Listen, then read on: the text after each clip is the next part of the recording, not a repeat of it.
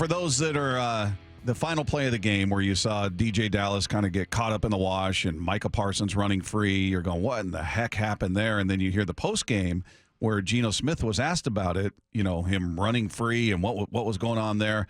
And he said, no, that was intentional. That's the way it was supposed to go, which got everybody fired up. Like, what are you talking? You let Micah Parsons go free? Here's the explanation from Geno Smith. It is design. That was he had to squeeze, right tackle had to squeeze right there versus zero. So he did the right thing. Micah coming free. We knew that would possibly happen. Tried to get the ball around him and just wasn't able to. Just to clarify on the last play, when you say squeeze, does that mean basically the O-line is supposed to block from inside out? Yes, sir. Okay, so if Parsons is coming unblocked, how's that play supposed to work then? We were expecting, DJ to be able to slip out of there, and usually sometimes teams have what they call a peel with the end, where if the back releases, then the end will peel. Parsons will peel. On that play, it was an all out, so he continued to rush.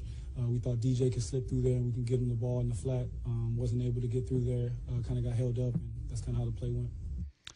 Yeah, so does that explanation make sense? Yeah. And we were watching and saw different video breakdowns of that play, which.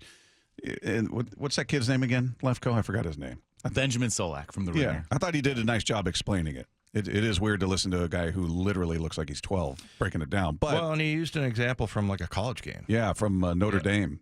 Yeah. And it worked there. Yeah, it did. And I think the guy that totally screwed it up is Dexter Lawrence. They didn't expect him to actually go upfield and outside of Abraham Lucas's shoulder.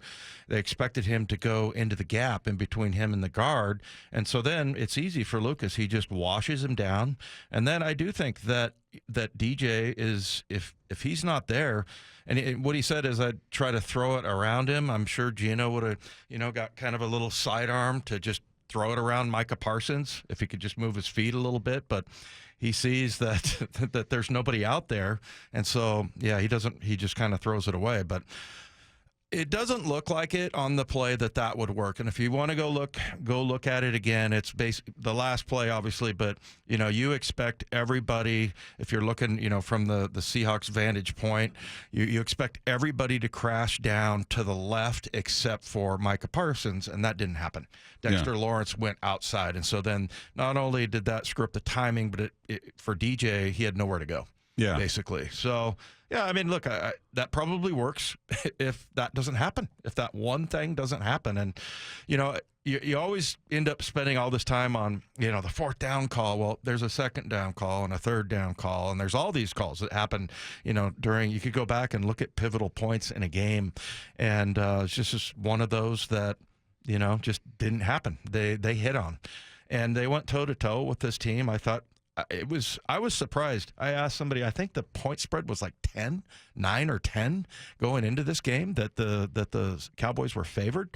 And I don't think anybody gave them a chance, and it came down to the last play here. So, and, look, who knows? They convert this. We don't know what's going to happen in the future. And if you're a Cowboy fan, you're going, that doesn't win the game.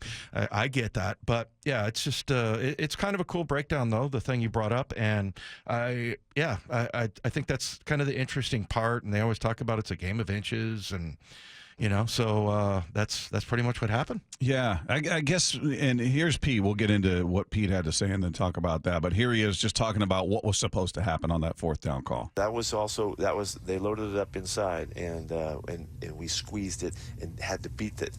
The way we determined to protect it, which was not the way to do it. We should have opened up and we should have blocked out there with the tackle, and we didn't get that done. And he scanned across. They fooled us a little bit with the look. He scanned across, and he saw Micah. That's where he went to him.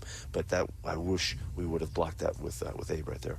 So is he saying he wish he would have blocked Dexter Lawrence out to his right as opposed to crashing down to the left, which was where every lineman was going, right? Yeah. Am I hearing that right?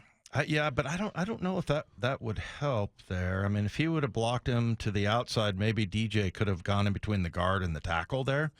But the fact that I think it was too late to block Dexter Lawrence down inside, or if he goes out. Sorry, DeMarcus. I'm sorry, yeah. DeMarcus Lawrence, outside. So, yeah, I think if that doesn't happen, maybe DJ, leaks out through the B gap or something like that. But Yeah, it's just one of those that they thought it was going to work, and when you look at it, you go, I don't think anybody's going to look at this and go, well, that's a stupid play, because if that doesn't happen and they counter, right? Yeah. They have something different there. They think that they're going to go down, and a lot of it's guessing what they're going to do. And if that works out perfectly, yeah, you probably get DJ in the flat. But guess what? You're still only to the 50-yard line, and you got to make another 4, 5, 6 plays.